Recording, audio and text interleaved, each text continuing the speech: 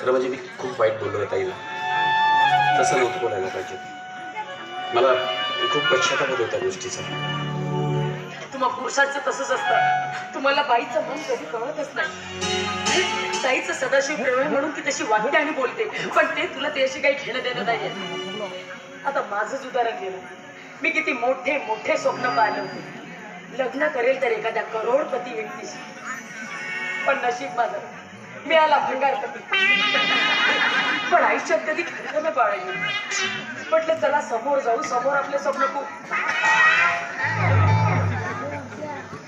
मी भंगारपती आणि तुम्हाला अडाणी अंबारीची जाऊ लागला. तुझ्या घरी कारच कारा कारच कारा कारच कारा. कार अशी पंक्चर झाली तर देऊन देतेस मला कोणाला असे. रोज सकाळ दुपार संध्याकाळ तुझा बाप बोंबेरी गेला का तुम्ही चॉकलेट आणण्यासाठी.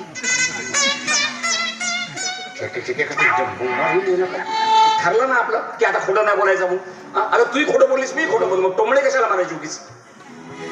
यानंतर अजिबात टोमणे मारायचं नाही. ठीक आहे. बस आपण एकच ठरायचं की आपलं खरं खरं बोलायचं आणि खऱ्या खऱ्या मार्गाने वागायचं. आपल्या मुलाबाळांना खूप शिकवायचं शिकवून मोठा साहेब बनवायचं. त्यांना खरं बोलायला शिकायचं. त्यासाठी आपल्याला किती कष्ट करावे लागले, किती मेहनत करावी लागली तरी चालेल. म्हणजे काय बघ, मी सकाळी उठेन, सायकल घेईन, सायकलवर गोरे बघत.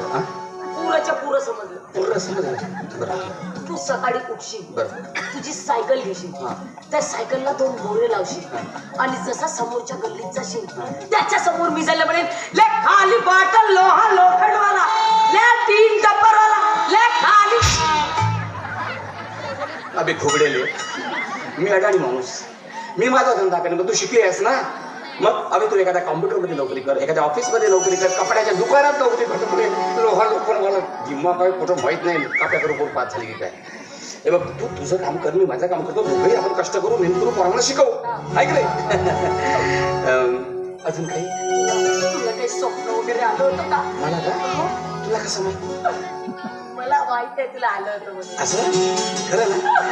तुला खरं स्वप्न, मला एक खरं स्वप्न पडलं होतं. पण मला सांग, स्वप्न थांब मी सांगतो. म्हणजे काय झालं माहितीये का, मी काल झोपला होतो, माझे डोळे लागले होते आणि मग मला अचानक स्वप्न पडलं.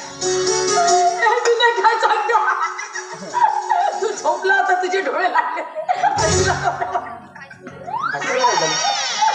अरे मला सुद्धा झोपले होते ना माझे डोळे, तर मला स्वप्न पडलं होतं. काय योगा योग, तुझे डोळे लागले होते, माझे डोळे लागले होते. 9-10 वेळा त्यांच्या अबे झोपल्यावर माणसाचे डोळेच लागलेले असतात. मी सहज बोलता बोलून गेलो. खबरदार, अक्कल पात्र नको. मी जेवढं बोलतो तेवढं त्याच्या पलीकडे जाऊ नको. ठीक आहे. बघ, मी झोपला होतो आणि मला स्वप्न पडलं. त्या स्वप्नात पांढरी शुभ्र साडी परिधान करून अशी छानशी अवतरलीस. आपण दोघंही फिरायला गेलो, ताजमहाल पाहायला गेलो तिकडे मस्तपैकी. आणि तू सांगू माझ्या मनात काय? सांग ना. तुझं रेशमाचा अंग यवनाचा रंग लेऊन अंगणी आली आणि तो मस्त मोहिनी मला सजनी मला मिळाली. मस्त मोहिनी मला सजनी मला मिळाली. रेशमाचा रंग यवनाचा रंग रेशमाचा रंग यवनाचा रंग लेऊन अंगणी आली. तू मस्त मोहिनी मला सजनी मला मिळाली. मस्त मोहिनी मला सजनी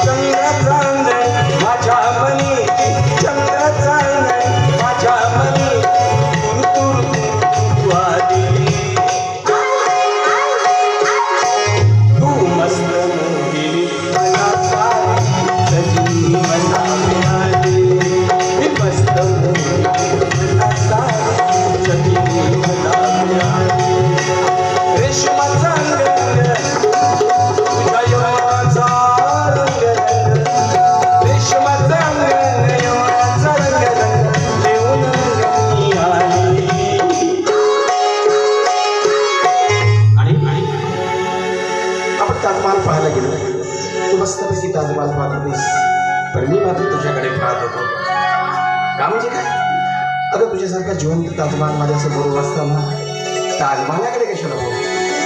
तुला काय वाटलं माहिती आहे? ताजमहालाची चर्चा कशाला करू?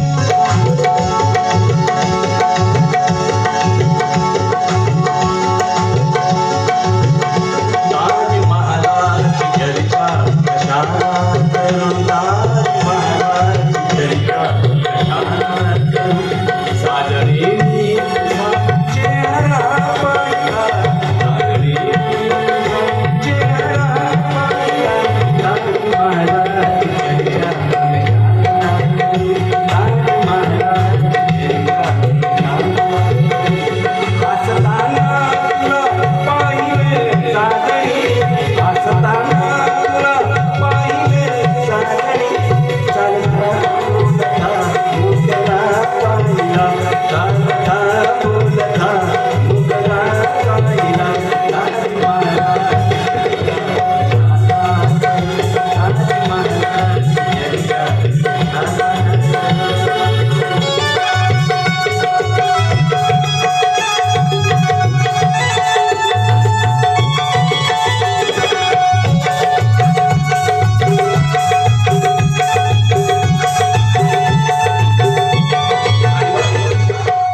हळूच माझ्या डोळ्यात डोळे ठेवले आणि मला म्हणाले,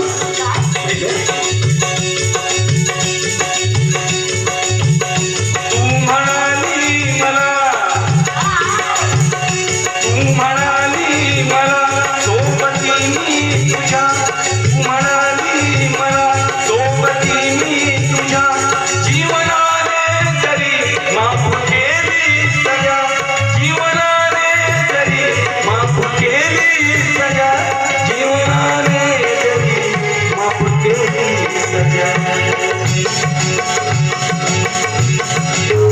म्हणून पत्तनाची पूजा कशाला करू? तो ताजमहाल काय दगड आहे